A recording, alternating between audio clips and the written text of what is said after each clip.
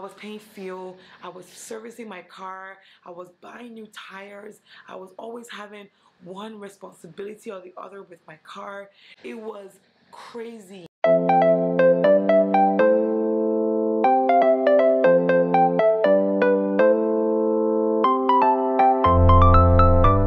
Hey guys, welcome back to another video.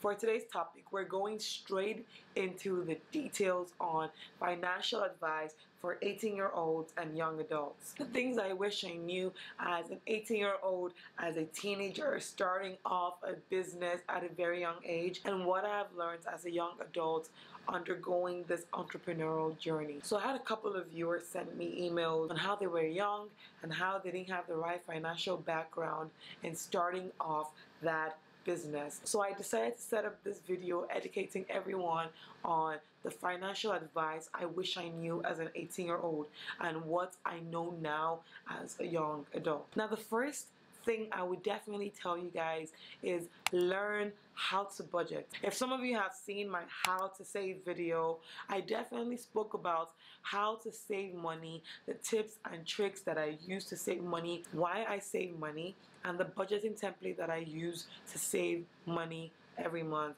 for an entire year. I'll have the full version of the budgeting template up on my website once it is up and ready to go. But if you want to start off with budgeting, you need to have a budgeting plan or a budgeting template. This will enable you figure out how much you're actually spending every single month, the things you actually need to spend money on, like feeding, like shelter. It will definitely tell you the necessities you need to spend your money on, the things that you do not need to spend money on, like your miscellaneous, such as your clothing, your monthly subscriptions on different things like Netflix and stuff like that. So you definitely need to have a budgeting plan or a budgeting template to enable or teach you how to budget and save your monthly income so that you have money readily available to you in your savings. Now, the next point is always use cash or have a spending limit. If you want to have a large amount of money readily available to you as a young adult, you need to always learn how to spend cash. Now, I've always had this problem of having money readily available to me using my mobile banking app.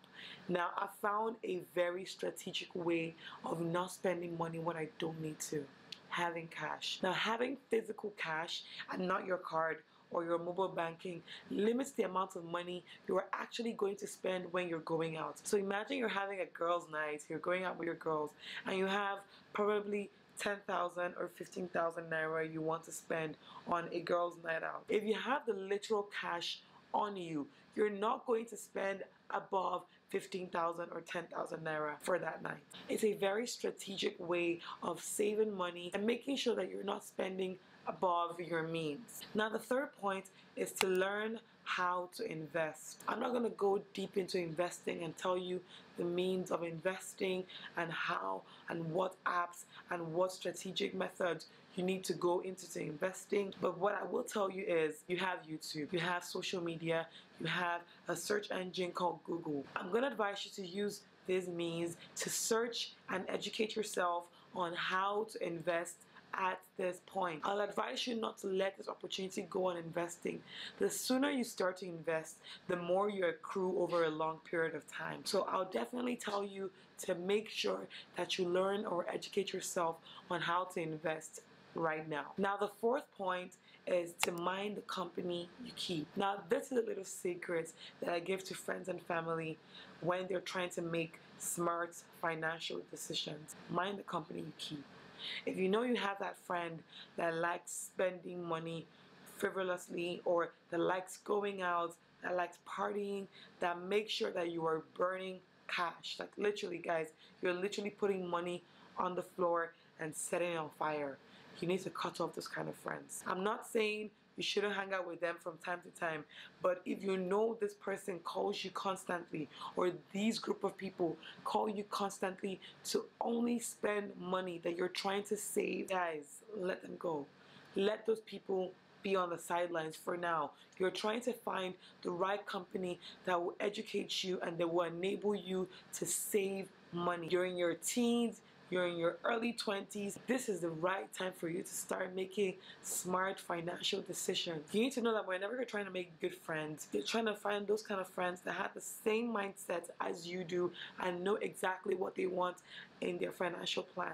They have financial goal, they have financial plan, and they set that goal for the year.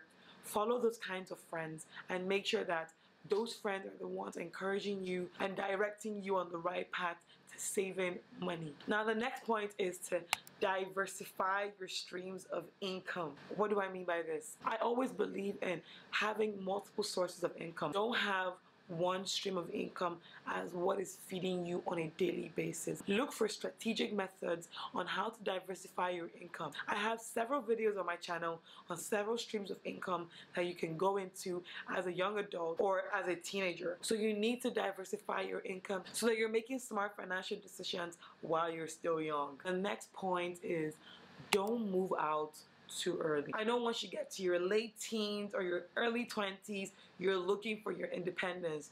You don't want to have to listen to mommy and daddy tell you things that you know that you don't need to do anymore. So your next phase is to try and move out. Don't rush to move out. You're going to have the time of your life living on your own. Don't be in a rush to do that. The financial responsibility that comes with moving out of your parents' home. Like, I haven't even felt that, but I have friends that have tried to move out of their parents' home. It is draining. Like, you literally see the money you're making every month being pushed into expenses. You're pushing it into water bill. You're pushing it into electricity bill. You're pushing it into, feeding yourself, buying gas, buying fuel, servicing your car. You have so much responsibilities that you are almost losing your mind. Don't be in a rush to move out. Make sure that you take up all that time with your family right now. Even if mom and dad are telling you, you need to make sure that you're going out at this time or coming back home at this time, making smart financial decisions, they're nagging, they're going crazy on your head. You're like, I need to leave this place, but don't be in a rush. There's time for that. But make sure that you're making smart financial decisions by saving money while you can and making sure that you're saving money for the right time that you need to move out. If in the event that you eventually want to move out of your parents' home, make sure that you incorporate the roommate strategy. Have roommates. Have people that also will pay bills alongside with you. It's 2020. No one wants to bear the financial responsibility of anyone, well, except for your parents. But no one wants to bear another person's financial responsibility. So if you want to be on your own, make sure you have one or two roommates that are going to split the bill with you and going to make life easier for you as an independent body. If there's one thing my mama told me, is that don't be in a rush to do things. There's a time for everything. I was in a rush to get a car. As soon as I was done with school, I was like, I'm going to get a good job, I'm going to get a car, I'm going to be financially independent. First things first, no one tells you about buying a used car in Nigeria. I bought my first car as a used car and I suffered with expenses. I was paying fuel, I was servicing my car, I was buying new tires, I was always having one responsibility or the other with my car. It was crazy. Like, at the end of the day, I had to sell my car. I'm currently driving a family car to make sure that I'm cutting costs on servicing of my car. But I was in a rush to do that and I learned from my experience. You don't need to go through that phase of having too many expenses, learning from that, and then moving back home. Come on. Like, take your time. There's no rush. It's a journey. It's not a race. Another point is to become a smart shopper. What do I mean by this? If you want to make sure you're making smart financial plans or smart financial goals in your late teens or early 20s, you need to make sure that you're shopping smart. You cannot be shopping for clothes and shoes and bags and accessories that come out with every single trend or every single fashion line. If you want to make smart financial plans on your spending, you need to make sure you're living as minimalist as possible. When I decided to start making my smart financial plans, I had to make sure that I started buying, basic t-shirts and jeans and sweatpants. I had to get comfortable in the basic life of a minimalist. I needed to make sure that whatever it says I need to spend my money on, it was not going to accrue a lot of money and make me spend a lot. I saw that in my early 20s and in my late teens, I was spending money on hair. Guys, I think I spent basically over at least 1.5 million on hair. Between my late teens and my early 20s, I've spent that amount of money on hair. Some might say it's a bit small, but for a teenager and a young adult that was just starting her life out, that was a lot of money. I was literally throwing my salary and my income into hair, into clothes, into shoes, into bags that right now I cannot even fit into. So those clothes and those shoes and those hair, I don't use them anymore. It is crazy, but I spent an amount of money that I cannot take back. When I turned 25, I basically had to have a reevaluation of my life. I had to say, this is what I'm actually spending a lot of money on. I need to spend money on things that actually bring money back into my account. I started spending more money on filming equipment, lights, camera, laptop, editing software, things that was guaranteed to bring more money back into my account, and less money on makeup, on hair, on clothes. I started doing more of protective styling that would cost me less money. I also started spending less money on clothes. I started buying basic t-shirts and jeans and sweatpants and sneakers and slippers that I knew that were a bit fashionable but would come off as a minimalist and a less, grotesque spending of money. You don't need to spend so much money on shopping and blowing cash and blowing money on things that, you would definitely outgrow over a period of time. Now, the last and final point is, don't let social media fool you. No one has their shit together. You see those people that are popping everywhere and are showing you that they're living the life. They've moved out of their parents' home. They have a bomb-ass apartment. They have a bomb-ass car. They are making those financial moves that you only dream of. Guys, don't be in a rush. It's a journey and it's not a race. Don't let social media fool you. You're going to have time to do all of that. Make sure that you're not feeling the peer pressure from your peers or your colleagues on doing this at a certain time or doing that at a certain time. I mean, for me, I have my peers that are already, getting good jobs at multinationals.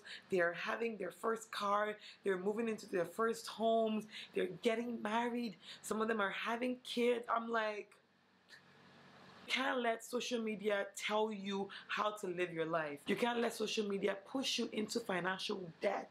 Guys, it is a real thing. Financial debt at a young age, it's a real thing. You need to make sure that you're making smart financial plans and you're taking the right steps into making smart financial goals for your future. Don't feel that rush to make sure you're hitting every single milestone. Try as much as possible to make sure you're getting to those goals. It's a journey, it's not a race.